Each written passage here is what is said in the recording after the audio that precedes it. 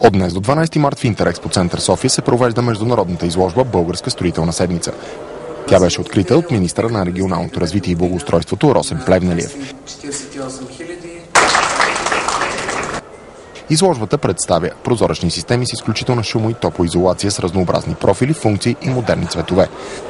Не отстъпват и вратите, външни и интериорни, за нестандартни помещения с пълна изолация и висока сигурност, управлявани с чип. Изолация изид в едно е революционно предложение за по-малко материали и енергия, земетръсна устойчивост и успех в битката с конденза в жилището. Ако градите или санирате вашия дом със специални плочи, направете покрива градина.